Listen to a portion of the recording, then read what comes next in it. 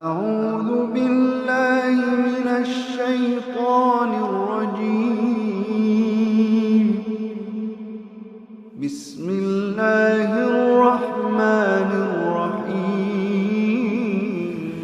الله أكبر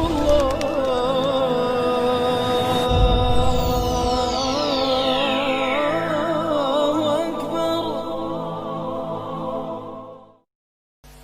Bismillahirrahmanirrahim. Alhamdulillahirabbil alamin. Allahumma shalli wa sallim ala sayyidina Muhammadin miftahi babi rahmatillah adada ma fi ilmillah salatan wa salaman daimain bidawami mulkillah wa ala alihi wa sahbihi. Assalamualaikum warahmatullahi wabarakatuh. Saudaraku yang dimuliakan Allah Subhanahu wa taala, Allah Subhanahu wa taala telah mengajarkan kepada kita banyak hal yang memudahkan kehidupan dunia dan akhirat kita. Sayangnya sebagai manusia kita lebih sering memilih yang susah-susah daripada memilih yang mudah-mudah. Kita lebih memilih apa yang disampaikan oleh manusia daripada apa yang disampaikan oleh Allah Subhanahu wa taala. Pada kesempatan ini saya mengajak saudara semua untuk merenungkan salah satu wahyu Allah Subhanahu wa taala yang terdapat dalam surat Al-Baqarah, tepatnya surat Al-Baqarah ayat 268, di mana Allah Ta'ala mewahyukan, a'udzubillahi minasyaitonir rajim, qala Allah Ta'ala, asy-syaitanu ya'idukumul faqra wa ya'murukum bil fahsya' wallahu ya'idukum maghfiratan minhu wa fadla wallahu wasi'un 'alim. Dalam ayat ini Allah memberitahu kepada kita semua, setan yang merupakan musuh umat manusia, setan yang merupakan musuh orang-orang yang beriman, setan yang telah berjanji akan membawa manusia ke dalam neraka, setan telah menjanjikan kepada manusia. Menjanjikan di sini dalam arti menakut-nakuti. Asy-syaitanu ya'idukumul faqra. Setan menjanjikan kepada kalian, kalian akan menjadi orang yang fakir jika kalian sedekah, jika kalian berderma, jika kalian membagi yang kalian miliki kepada orang lain.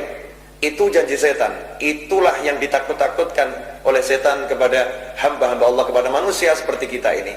Asy-syaitanu ya'idukumul faqra wa ya'murukum bil fahsya.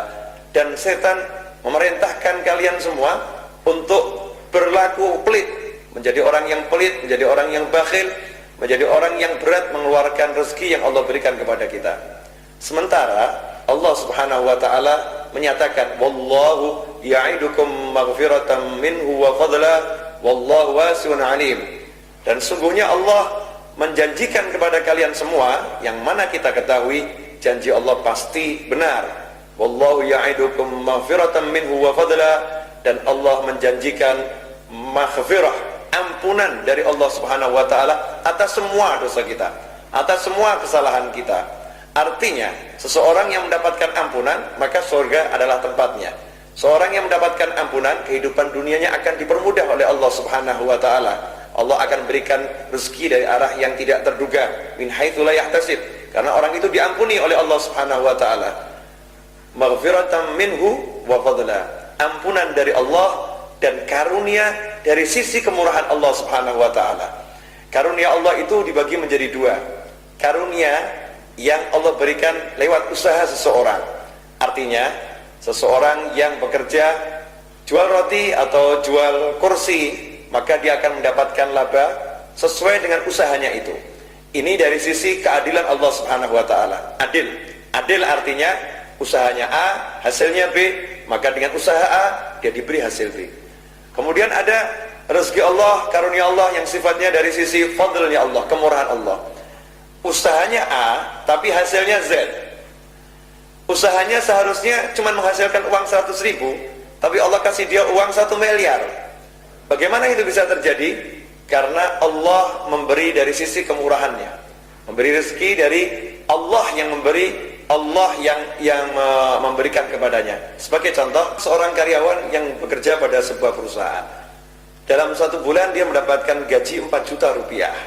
Kemudian di awal bulan, tanggal muda, si bos pimpinannya memanggil dia ke kantor untuk menerima gaji itu secara tunai, uang cash. Nah, saat duduk bersama si bos menyerahkan amplop berisi uang 4 juta. Di saat yang sama tiba-tiba datang satu orang, kemudian orang itu berkata kepada si bos tadi, "Selamat pagi Pak, gimana Bapak kabarnya? Baik, semoga Bapak panjang umur, semoga Bapak semakin sukses. Saya senang lihat Bapak ini kok semakin maju perusahaannya." Rupanya si bos ini senang dengan orang tersebut. Kemudian tiba-tiba dia mengatakan, "Sini kamu, nih ada hadiah dari saya." Orang itu diberi 10 juta.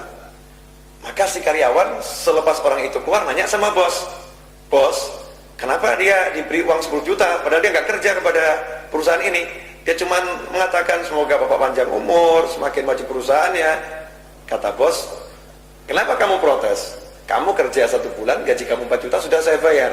Saya suka dengan dia, saya mau berderma sama dia, saya senang memberi dia 10 juta. Apa masalahnya? Uang-uang saya, harta-harta saya tidak mengurangi gajimu sama sekali."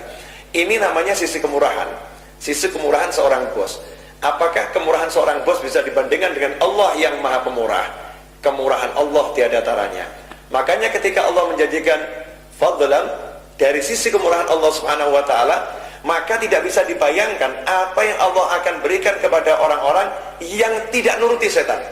Jika setan mengatakan, "Janganlah kamu mau sedekah, nanti kamu kikir, nanti kamu menjadi orang yang fakir. Jadilah orang yang pelit, jadilah orang yang bakhil. Sayang loh uang itu dikeluarkan, sayang loh uang itu, ini tabungan kamu habis loh nanti."